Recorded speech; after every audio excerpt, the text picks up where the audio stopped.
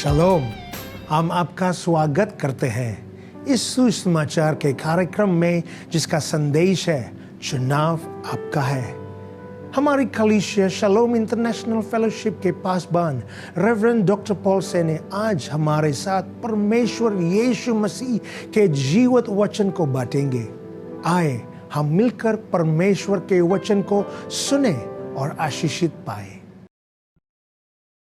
In his secret place there is blessing. उस परम प्रधान की छांव में आशीष है। Under the shadow of his wings there is breakthroughs and miracles in the boundary of his wings. उस परम प्रधान के पंख के नीचे आशीष है और भेदन है और सब प्रकार के आश्चर्य कर्म भी हैं।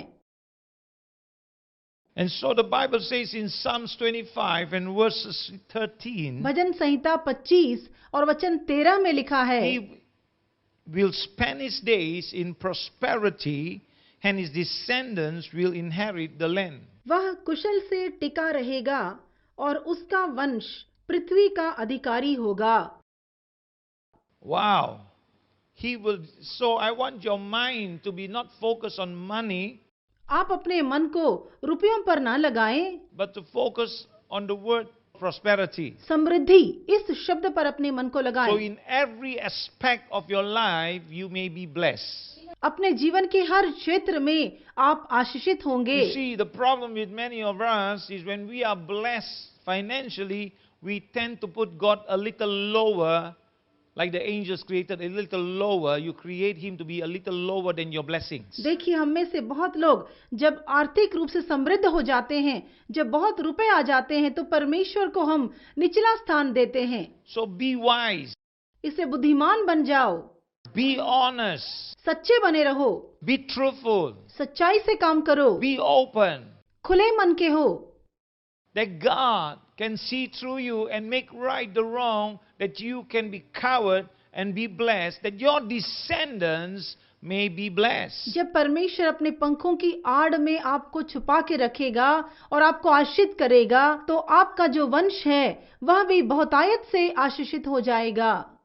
You know, any woman who is going to marry a man, if he is not God-fearing, you are a foolish woman. यदि एक स्त्री पुरुष से विवाह करती है और वह पुरुष परमेश्वर का भय नहीं मानता है, तो वह स्त्री मूर्ख मानी जाएगी। And any man that want to marry a woman, if she is not a godly woman, you are stupid. और यदि पुरुष एक स्त्री से विवाह करना चाहता है और वह स्त्री परमेश्वर का भय नहीं मानती, तो वह बेवकूफ माना जाएगा। So if you in between now, make right so that you can be godly. So once you are godly, you are covered. Once you are covered, your descendants will be blessed. और यदि आप परमेश्वर का भय मानते हो, तो उसके पंखों की आड़ में आ जाओगे और फिर आप आशीषित हो जाओगे और आपका वंश भी आशीषित होगा। Hello? So if you're going to pray, you're going to, if you've been waiting, यदि आप इंतजार कर रहे हो, don't get into a hurry and just say, I'm getting old, because that's the excuse that you get in the end. जल्दबाजी आप मत करिए या फिर कोई बहाना मत मारिए। That's the price you pay, what to do. यह कीमत है जो आपको चुकाना है, Because from the beginning you didn't search God. आरंभ से आपने परमेश्वर की खोज नहीं की। Your parents should have prayed for you. आपके माँ बाप आपके लिए प्रार्थना किए होंगे। When you're a little girl, he should have prayed for you, so that when you are big, she will get the right man. जब आप छोटी बच्ची थी, तो आपके माँ बाप जरूर आपके लिए दुआ किए होंगे, ताकि आप जो बेटी हैं, आपको सही व्यक्ति मिलने पाए, सही व्यक्ति से विवाह हो जाए। Pastor, you don't understand the Indian community, yeah? Oh, it's so hard to get a good Christian girl. Hey, let me tell you, it's not hard. God is easy. आप सोचते होंगे, पासवान देखिए, भारत की जो संस्कृति वो बहुत मुश्किल है, लड़का या लड़की नहीं मिलता है। Because you didn't do your job, that's why you got a shortcut. आपने सही काम नहीं किया है, इसलिए भटकते रहते हो। Those of you who have average children or older children and not yet, and those of you who are single waiting, then you start praying. God will help you. But for people who are still in their young age, God ahead of time is telling you. जो जवान है अभी और विवाह का समय आ चुका है तो आप लोग दुआ करिए, लेकिन जो बहुत छोटे ही हैं इस उम्र से आप प्रार्थना कर सकते हैं ताकि परमेश्वर आपकी अगुवाई करे। You see, God is like this. परमेश्वर इस प्रकार है, When you spend time with God, जब आप उसके साथ समय बिताते हो, you read the Word of God, वचन का अध्ययन करते हो, you hear His voice, उसकी आवाज को सुनते हो, you listen to God's commands, परमेश्वर की आज्ञा को सुनते हो, anything, I tell you, anything that's about to happen in your life or part of you going to get influenced down there, He will show you. आपके जीवन में जो कुछ बीतने वाला है, जो कुछ आपसे संबंधित है, वह आपको दिखाएगा। He will show you ahead of time. समय से पहले ही आपको वो सारी बातें बता देगा। If it's a disaster, He will show you. यदि कोई विपत्ति आने वाली है, वह भी आपको बताएगा। It's going to be a financial crash, He will show you. यदि आर्थिक परिस्थिति बिगड़ रही है, वो भी दिखाएगा। Your business is going to be affected, He will show you. आपके व्यापार में हानि आने वाली है, तो वह भी आपको वह दिखाएगा। Let me tell you why He will show you. मैं बताऊं कि आपको वह क्यों दिखाएगा। You are God-fearing, He will show you. यदि आप परमेश्वर का भय मानते हो, उसके मार्ग में चलते हो, तो जरूर वो आपको सब कुछ प्रकट करेगा। So there's no excuse for you to say, oh, the condition is bad. इसलिए कोई बहाना ना करें कि परिस्थिति बुरी है। If you are walking with the Lord, यदि आप परमेश्वर के साथ चलते He हो, will show you. वह आपको जरूर दिखाएगा। If somebody is going to cheat you, He will show you, so you will know how to act on it. यदि कोई धोखा देने वाला है, तो आपको वो दिखाएगा कि आपको कैसे और क्या करना है। Not to condemn, but how to act on it. दूसरों की बुराई करने के लिए नहीं, उस परिस्थिति में कैसा बर्ताव करना है, इसलिए। What action to take. और क्या क्रिया करना है। That is why you are not listening to God. आप परमेश्वर की आवाज को सुनते नहीं हो। You got to listen to God. आपको उसकी आवाज को सुनना जरूरी है। Read the Word of God. परमेश्वर के वचन को That पढ़िए God will speak. और वो आपसे बात करेगा। Like for your children, I'm saying to you, pray for them. God will speak, God will show you, and you will know how to pray. अपने बच्चों के लिए दुआ करने के लिए परमेश्वर से मांगिए, वो दिखाएगा कि किस प्रकार प्रार्थना करना है। God even will give you even the name of the man, but you will not speak the name of the man, and you will quietly to see how true it is. परमेश्वर आपको ऐसी परिस्थिति में उस व्यक्ति का नाम भी दिखाएगा, लेकिन आपको वो नाम बताना नहीं है। आपको जो है चुप रहकर देखना है कि वो कैसे चलाता है। Not even to your daughter. अपनी बेटी से भी नहीं। Because she will go and clash here and there and then find the right one, and that will be the one. फिर वो जाकर के सही व्यक्ति का चुनाव करेगी। Because you let it to the Lord. क्योंकि आपने उसके हाथों में सौंप दिया है। God wants to get involved with you. परमेश्वर आपके जीवन में दखल देना चाहता है। If you let Him, यदि आप उसको अनुमति दोगे, He will tell you the step ahead every time. One step ahead every time. I tell you, it never fails. हर बार और हर परिस्थिति में पहले से आपको वो सब कुछ प्रकट करेगा। So He says here, He will spend His days in prosperity. और इसलिए यहाँ लिखा हुआ है कि वह व्यक्ति कुशलता में, समृद्धि में जीवन बिताएगा। It means in every way, in everything he does, God's blessing, God's hands is upon him. हर काम में और हर परिस्थिति में परमेश्वर का हाथ उसके ऊपर है और आशीष उसके ऊपर है। And the Bible says the blessing of the Lord adds no sorrow. यहोवा की आशीष कोई दुख को नहीं लेकर आती। And not only down here, and his descendants, your direct lineage, now have an opportunity to be blessed. आपके आशीष पाने के कारण, क्योंकि आप आशीषित व्यक्ति हो, आपका वंश भी आशीषित होगा और आपकी पीढ़ी भी आशीषित होगी। Everywhere I tread my foot is an opportunity of that land being your children's land. जहां जहां मैं अपने पांव को रखूंगा, वह जमीन मेरे वंश का हो जाएगा, मेरे संतान का हो जाएगा। 3 John chapter 1 verse 2. तीसरा यूहन्ना अध्याय 1 वचन 2। Beloved, I wish above all things that thou mayest prosper and be in health, even as thy soul prosper. हे प्रिय, मेरी यह प्रार्थना है कि जैसे तू आत्मिक उन्नति कर रहा है वैसे ही तू सब बातों में उन्नति करे और भला चंगा रहे। Amen. Some of you don't read your Bibles. आप में से कुछ बाइबल पढ़ते नहीं हैं। Only when you're in trouble you read your Bibles.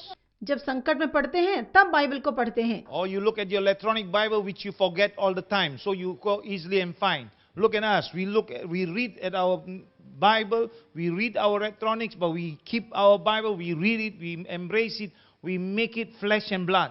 देखिए कुछ लोग अपने फोन में या फिर किसी इलेक्ट्रॉनिक बाइबल को पढ़ते हैं और वो पढ़ करके भूल जाते हैं, लेकिन हम लोग तो इस बाइबल को पढ़ते हैं पन्नों में और उसमें रेखांकित करके रखते हैं और याद रखते हैं।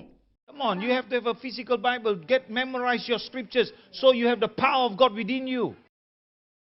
The electronic Bible is for walking and talking. When you are walking and talking, send message.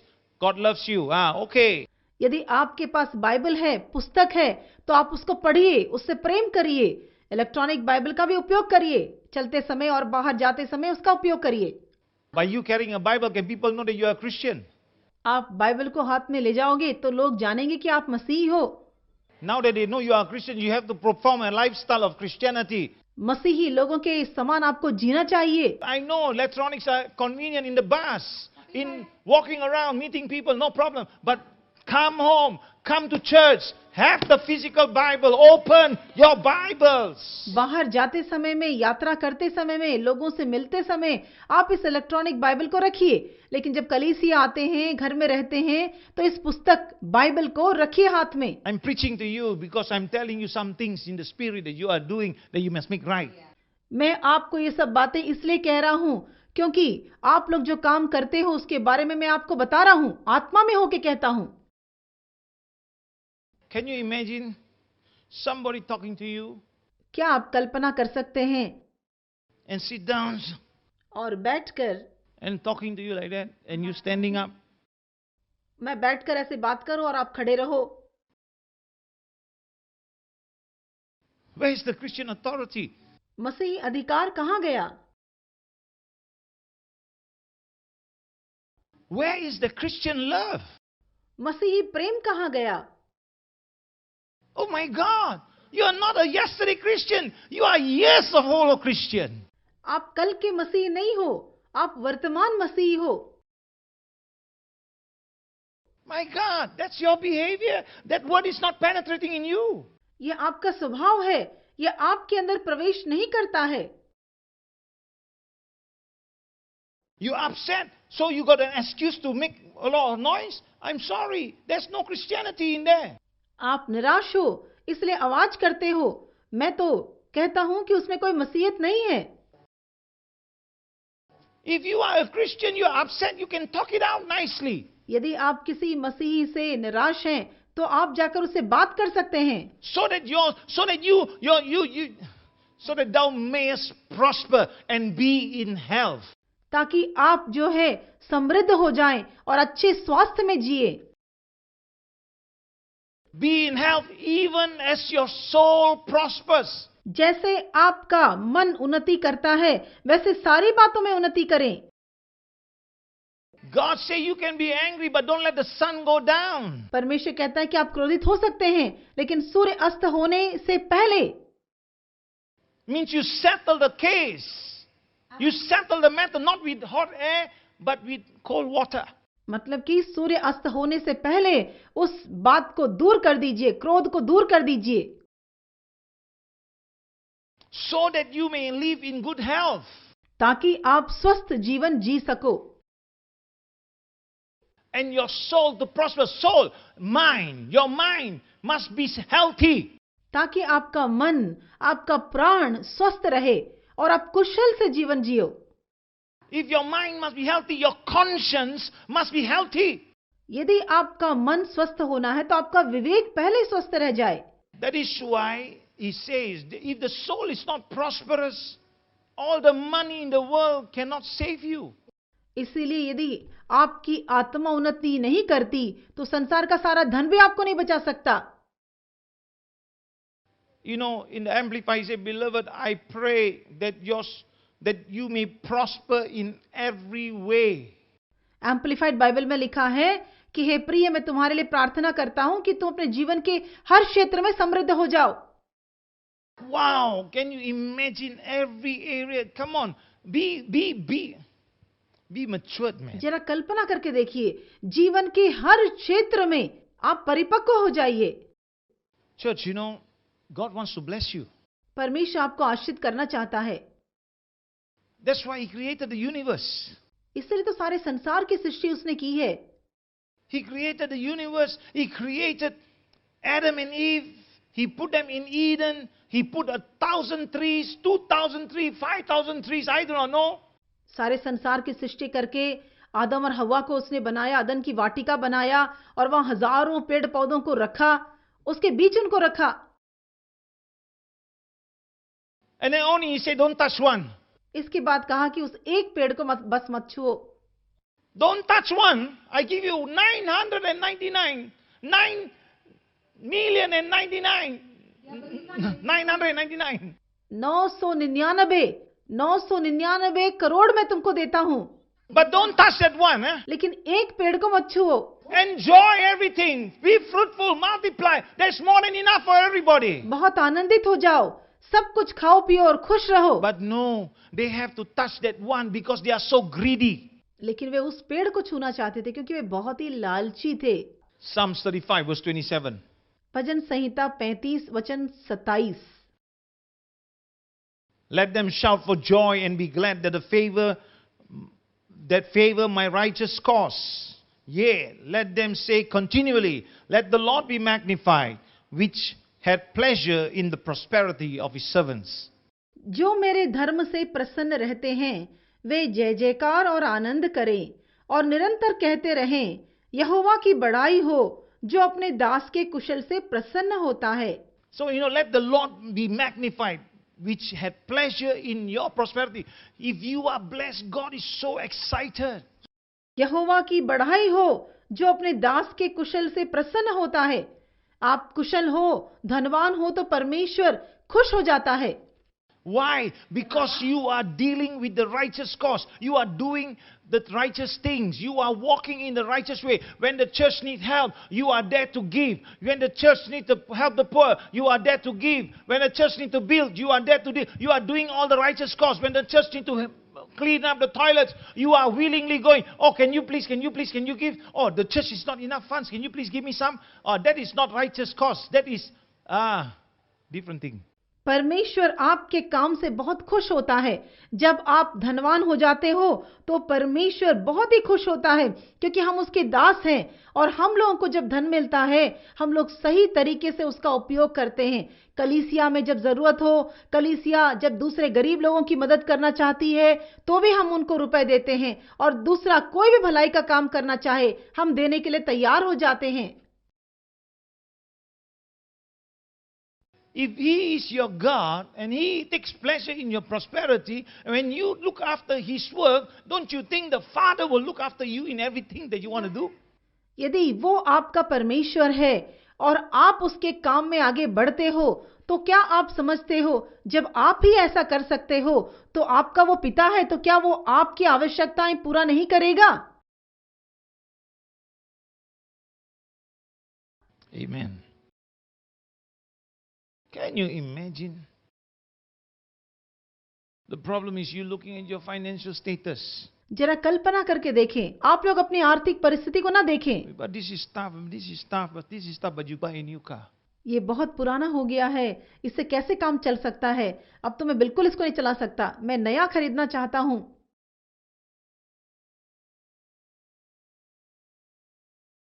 I have a principle. मेरा एक सिद्धांत है, And my principle is very easy. और मेरा सिद्धांत बहुत ही सरल है। I want to own a handphone 7. This is iPhone 7. मुझे एक फोन की जरूरत है, वो iPhone 7 है। I give God a price of a iPhone 7. मुझे जो iPhone 7 उसने दिया है, मैं उस परमेश्वर को धन्यवाद देता हूं। That's me. यह मैं हूं। I want to have a nice car. How much is worth? I give God the amount. I don't worry about that. If I teach you buy, with God. It's okay. मुझे car की जब जरूरत है वो मुझे car देता है, और वो कार खरीदने के लिए पैसे भी देता है। यह मेरे लिए बहुत मुश्किल काम नहीं है, बड़े आसानी से यह पूरा हो जाता है। That's me. यह मैं हूं। I'm not saying that you have to follow me. मैं नहीं कहता हूं कि मेरे समान तुम भी करो, But if you follow, it will be good. यदि आप उसका अनुकरण करो तो अच्छा होगा। Am I doing a righteous cause? सही कारण के लिए मैं काम करता हूं, मैं तो उसकी सेवकाई करता हूं, इसलिए वह मेरे सारे कामों को देख लेता है। And one more thing, I don't get greedy एक और बात है कि मैं लालची नहीं हूं, because I give to God. क्योंकि मैं परमेश्वर को देता हूं। So, you must always be in line. That's why you know how to be in the righteous cause. Hear God. और इसलिए कैसे उसके सम्मुख में रह करके उसकी आवाज को सुन करके चलना है हमें। Read the word. वचन को पढ़ो। Oh, how can you not be in the righteous cause? When you're having the word in you, when you're having the desires of God in you, how can you not be part of God's righteous cause? जब परमेश्वर का वचन आपके अंदर में है, जब परमेश्वर आपके अंदर वास करता है, तो आप कैसे उस धार्मिक काम में नहीं व्यस्त रह सकते हो। But my will forget about it because God will take pleasure in my success. कई कारण लोग बताते हैं, लेकिन मैं जब सफल होऊंगा, परमेश्वर उसमें खुश होता है। मेरी कुशलता उसकी खुशी है। Deuteronomy 8:18. व्यवस्था विवरण 8:18।